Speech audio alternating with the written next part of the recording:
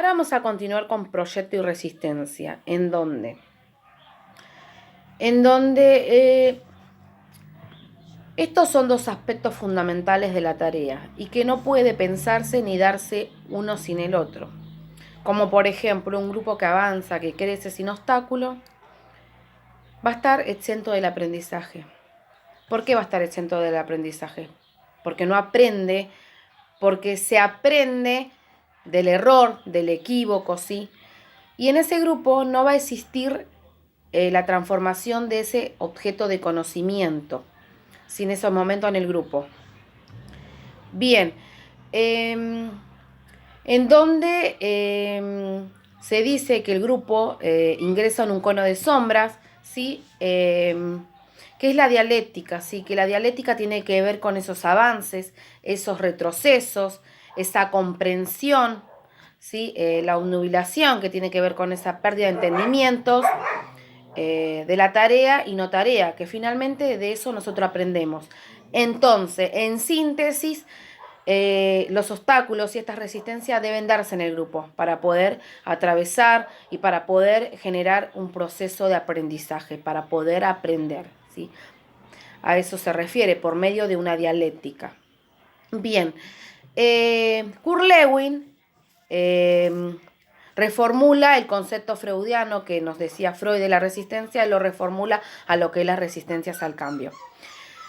¿Qué quiere decir esto? Que dice que el sujeto, el paciente, no reconoce la resistencia. Entonces sería un éxito poder hacérsela saber, que se dé cuenta, ¿sí?, de esa resistencia.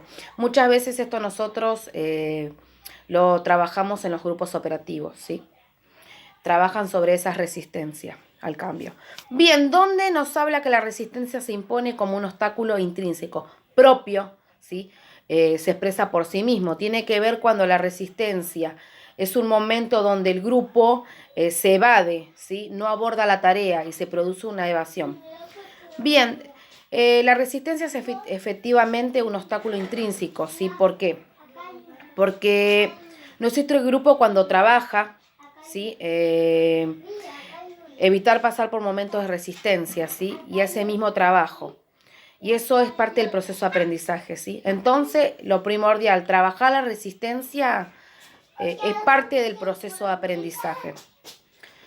Por eso a nosotros los operadores sí es muy importante poder tener una mirada que el grupo puede llegar a resistirse cuando se encuentra con estos obstáculos. Y es importante que nosotros no resistamos junto a ellos, ¿sí? Bien, donde también nos dice Freud que la resistencia es cambiante, que adopta disfraces. Muchas veces nos levantamos en una reunión pensando que se abordó la tarea y resulta que el grupo está en el como sí. ¿A qué nos referimos como el como sí? Hago que hago, pero no hago, ¿sí? Muchas veces nos reunimos, por ejemplo, ¿no? A realizar un trabajo práctico y nos ponemos a hablar de otra cosa, nos ponemos a tomar mate y no estamos centrados en la tarea que era el trabajo práctico, ¿sí? Entonces hacemos el como sí. Bien, otra de las cuestiones de Lewin, que es el creador de la teoría del campo, que nos habla que el grupo puede ser pensado como un sistema de fuerzas, ¿sí? Que permanecen en un equilibrio cuasi estacionario, ¿sí? Que puede ser estático, pero no, porque el grupo tiene que haber siempre movimiento, ¿sí? Y que tiene que tener una tendencia a equilibración, ¿sí? Que estos se van a dar cuando se dan opuestas las fuerzas, ¿sí? Que sería el principio de inercia.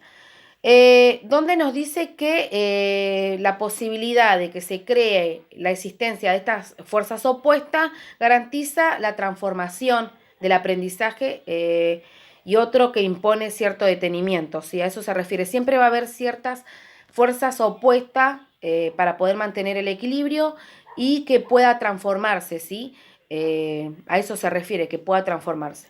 Y es fundamental también que para que no el grupo no esté estacionado, ¿sí? Que no esté ahí congelado, tiene que haber otro que lo estructure al grupo, ¿sí? Que lo desestructure, y para eso está el coordinador, ¿sí? Que va a trabajar desde lo que es copensor, ¿sí? Va a poder habilitar, ¿sí? Esa vía del grupo de ese como sí, poder sacarlo de ese como sí, que le va que impide que el grupo pueda transformarse. Entonces lo que hace el coordinador es que el grupo pueda darse cuenta, ¿sí? En ese campo de conciencia.